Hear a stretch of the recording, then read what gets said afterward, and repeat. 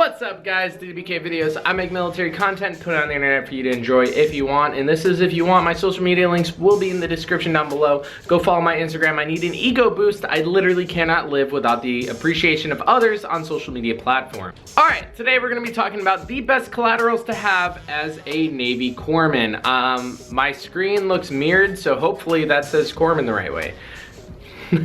However, starting off, you're getting in a fleet, you're an E3, doesn't matter what specialty you're in, there's like 33 different types of corpsmen, but everyone's a quad zero corpsman first, then you do a specialty, whether it be FMTB, get your 8404, or LO3 Alpha, new codes, whatever.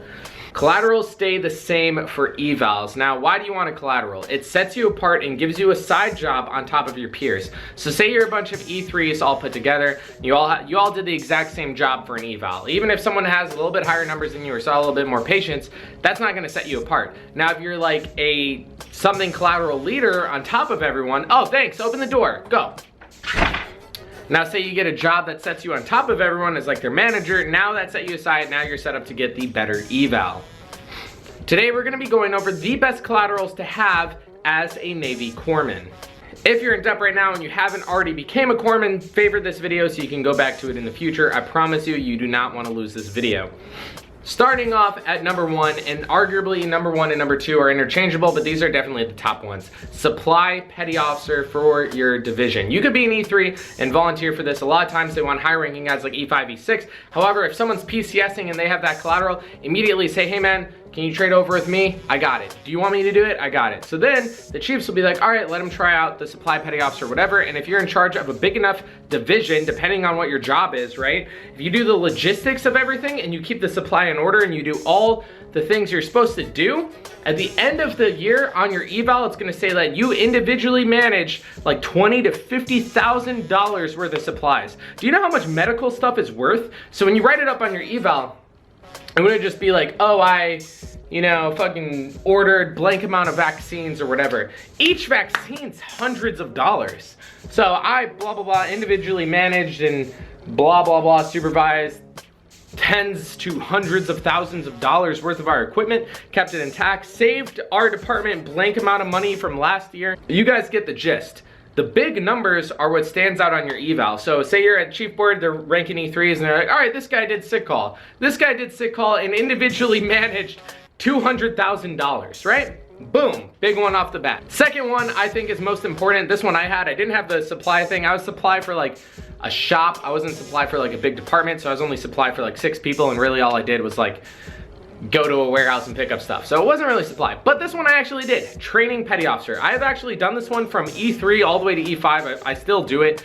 I volunteer for it because it's relatively easy, but it's a big collateral, especially if you're at hospitals. Hospital corpsmen have to keep up trainings at all times of the year. We have crazy ones, you know, HIPAA, flu season, cold chain management, all the regular GMTs that everyone else does, deployment trainings, blended retirement trainings. The list goes on and on. For every immunization, if you're gonna give one, you have to do an hour online training yearly on top of it. Someone has to track all this thing. So if you wanna be a training petty officer, pretty much you just have to be proficient in Excel, get access to fleet temps. If you guys know what fleet temps is, it like holds all your military stuff in one neat little thing. But if you get fleet temps, you can go into other people's records, check their training records and see which trainings they did. So all you really have to do, it's a little time consuming, but once you get it going, it's easy to manage.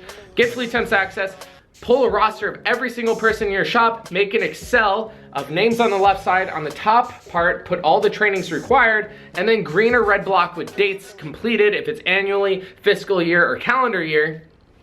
And you can even put the cells to where it auto puts green or red depending on the date, and then you'll be all set. Why it's good? Because on your eval, training's a huge bullet across the Navy. It's actually one of the biggest ones that I can think of for hospital corpsmen because we always have to be trained to the most proficient standard. So if you're an E3, that's definitely an E5 billet. If you're an E3 doing training, that's gonna put you way above your peers because you are managing people. You're not just like being a worker bee, you are literally managing people in their trainings. You send out hit lists, be like, hey, this training has to be done, which is super easy. Send out the Excel you made with red or green, be like, hey, these trainings are missing, send them an exact link to go to the trainings, and then say the training officer before you. The GMTs last year, they were only 65% completed by the end of the fiscal year, right? So what you do is get it all the way up to the 100. Tips you can do to get it all the way up to 100, throw people under the bus. No, I'm kidding. Send an email with the 2 lines saying you are due, right, to them, subject line, you are due for training. CC chief. All right, that's throwing them under the bus. But go up to them and be like, hey man, you're missing this training. We really need to get this training done by X, Y, and Z. Officers, it's harder, obviously, because they outrank you by so much. But if it's an enlisted guy, just be like, hey man, like you really need to do this training right now. Helps once you promote a little bit, because then you can be like, no, you're doing that before you leave for the day. I'm dead serious. E3, it's a little harder. You just gotta be tactical and smart on the way that you are telling them that they're due for trainings. The third most important one, PMR, Preventive Med Rep. Now, you guys know PMTs, they deal with like sexually transmitted diseases, tuberculosis control programs, scabies, and stuff like that, like random preventable medicines, things that you would find in public health, environmental health, industrial hygiene, etc. Those have techs in the hospital core specifically for that. However, there's PMRs because there's not enough PMTs to go around. Normally, PMRs are in charge of a unit's vaccines or like hazardous waste stuff, right? So ideally you go through a 1-week course and you become a PMR, which means you learn how to test water, which is super easy. You learn about the tuberculosis control program, and you learn about cold storage for vaccines. Really easy stuff. Normally their jobs consist of doing temperature logs. If you're at a base where you have to do water testing, which was my favorite because I was at Great Lakes Hospital. So you guys know when you're stationed on Great Lakes, you could actually go in Lake Michigan. My job used to be is to walk into Lake Michigan every day as like an E3, put a little vial in, right, cap it, put it in this little like sheet thingy and incubate it. God, I'm the worst PMR. Incubate it in this like, looks like a fridge, but it just makes stuff hotter. Next day, it'll give you test results of how much bacteria and if it's safe to, you know, swim in it. Super easy. PMRs are essential. Literally, bases can't run without them. So if you do X amount of like food gallery inspections, X amount of like birthing inspections and so on, the way you word it on your eval, you can word this so strategically. Look up the position description of a environmental health officer and literally take that description and put it in your own eval. Say that you're completing that job because technically you are just by holding that collateral, right?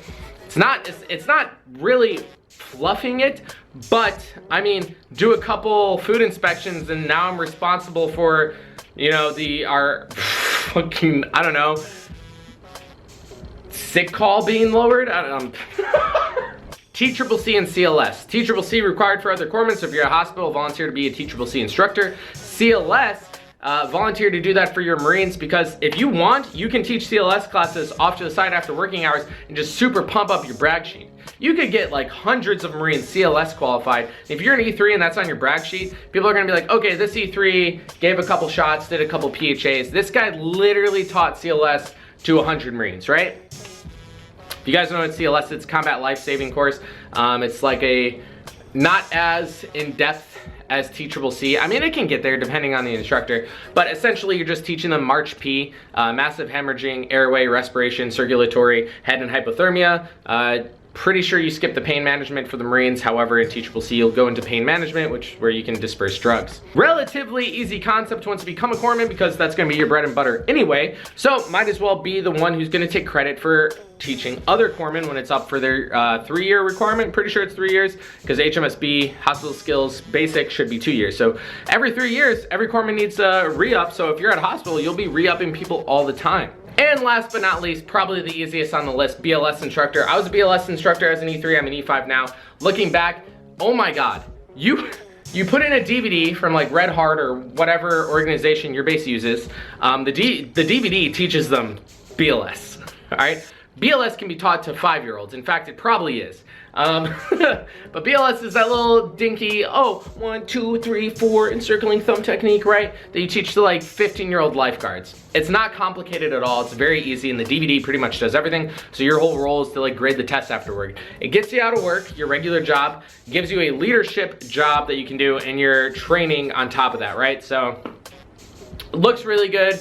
I mean, is it valued as much as the other collaterals I just said? No, of course not. But it's still a collateral that'll put you over your competition. If you guys liked the video, please leave a like down below. I would enjoy that, and I'll see you in the next one.